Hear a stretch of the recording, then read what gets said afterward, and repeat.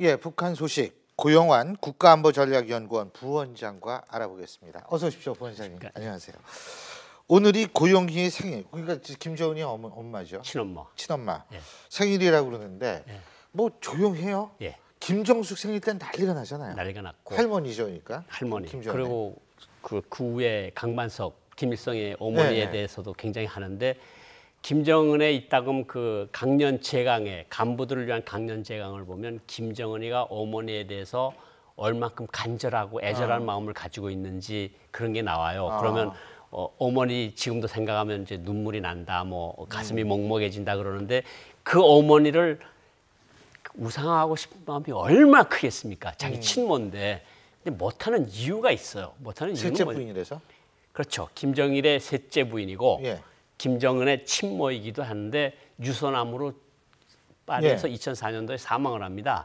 그래서 어머니를 생각해서 김정은이가 지도자가 된 다음에 처음으로 만든 병원이 유선암병원입니다. 예. 유선종양병원이라고 북한 말로 그러는데 그렇게 만들 정도로 어머니에 대해서 극진한 생각을 가지는데 어머니를 우상을 못하고 어머니 생일에도 한마디도 못하고 지내고 있는데 그 원인은요 딱 두 가지가 있습니다. 첫째는 어머니가 오사카에서 귀국선을 타고 북한에 간 귀국동포입니다. 근데 북한에서 귀국동포에 대한 인식은 뭐냐면 제포라 이거죠. 제포, 제일동포를 제포라 그러는데 제일동포에 대한 인식이 우리가 6.25 전쟁 때 싸울 때 뭘 했으며 예. 우리가 전후복구 건설할 때 너네는 잘 먹고 잘 사는 사람이 나라가 살만하니까 와서 우리한테 우리를 비웃고 이런 약간의 그 이등 국민 같은 인식을 가지고 있고 거기에다가 북한 사람들도 약간 뭐 이런 표현을 써서 방송에서 써도 좋을지 모르는데 북한 사람들이 말하는 걸 그대로 하면 딴따라. 그러니까 어머니가 무용수거든요. 요새 드라마 제목도 있습니다.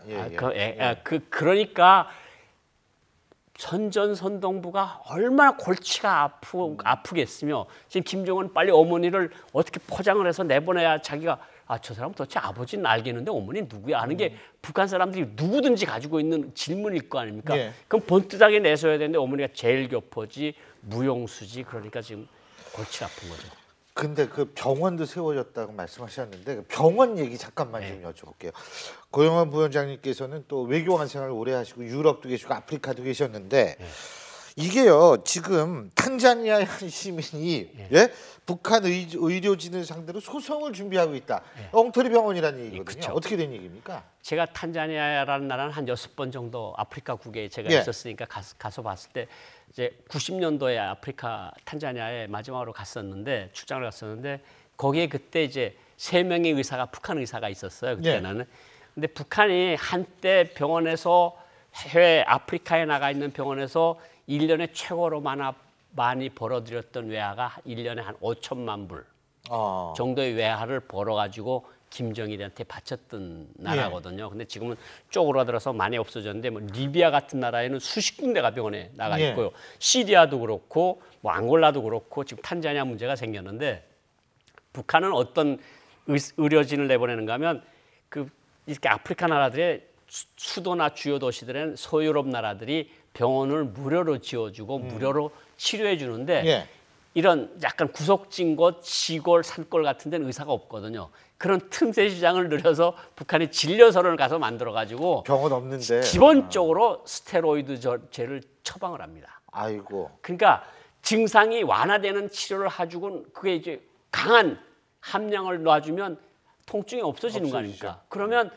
입소문이 나니까 다른 사람이 또 오고 그러는 거야. 명의라고 소문도 그렇죠. 그러고 또 온다면 그다음에 이제 한의제 무슨 이런 둥그런 환을 만들어서 이걸 먹으면 뭐 잠자리가 좋다, 이거 먹으면 뭐가 좋다 그래가지고 그것들 팔면서 한의 동의하고 현대의학을 같이 하면서 돈벌이를 하는 거죠. 근데 정말 오는 사람마다 스테로이드제를 기본적으로 해서 줍니다. 그 스테로이드 그거 자꾸 하면 심장 근육도 이게 두꺼워진대요. 그래가지고 심장마비 올 수도 있고 이렇다고 그러는데, 근데 탄자니아 같은 탄자니아 정부는 그러면 이걸 막아야 되는 거 아니에요? 못하게끔?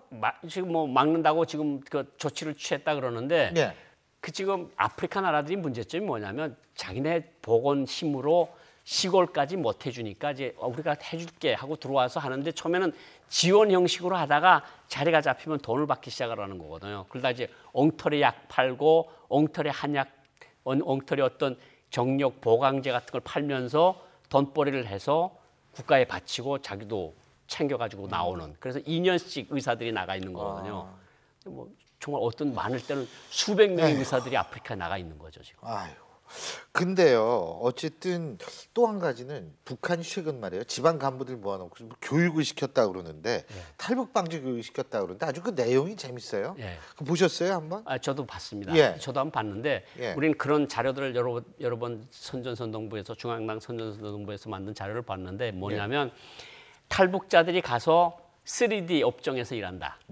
더럽고 힘들고 어려운 직업밖에 자리가 없다. 그리고 한국 사람들이 북한 사람들을 2등 국민 취급한다. 버러지 취급한다. 이런 내용이에요. 그리고 가면 일자리도 안 주고 파출부 노릇이나 그 파출부 노릇도 운수가 좋아야 파출부 노릇도 할 수 있고 설거지도 이런 식으로 교육을 함으로써 너네 가봤자 거기 가서 사람 대접을 못 받는데 이 사회주의 조국에서 그냥 살아라 이런 내용이거든요. 근데 그 내용을 여기 와 있는 사람들이 읽어보면 참 많이 좀 속으로 웃기는 그러니까 것이요. 이게 탈북자가 많다 그만큼 늘고 있다라는 그렇죠. 걸 반증하는 거 아니겠어요? 지금 예. 중국의 개별 여행 사증 발급도 중단됐다 그러지 않습니까? 그거는 두 가지가 있습니다. 예. 제재 때문에 국가안전보위부가 예. 그걸 북한 말로 사사여행이라 그러는데 사사여행. 개인적인 용무로 중국에 있는 예. 친척 집에 가거나 중국에 있는 지인에 가는 걸 사사여행이라고 그러고 예. 사사여행을 비자를 하나 도강증 같은 거 받는 거 우리 돈으로 54만 원 정도를 묻니다.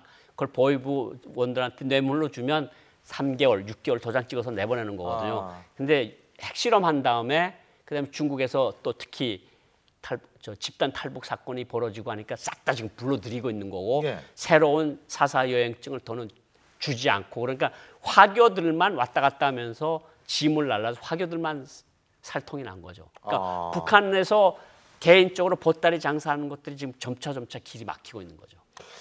어쨌든 탈북 러시가 본격화될 가능성은 부원장님께서 어떻게 보십니까? 뭐 지금 해외에서 계속 들어오고 있고요. 사실은 북한에서 계속해서 지금 제재가 강화되니까 돈은 지금 뭐 여면거리 건설한다, 뭐 저런 거 좀 뭐 무슨 지금 화면에 나오는 것처럼 저런 거리를 또 까부신다, 뭐 이러면서 돈이 들어가는 데가 한두 가지 아니거든요. 미사일도 해야지, 핵도 발전시켜야지.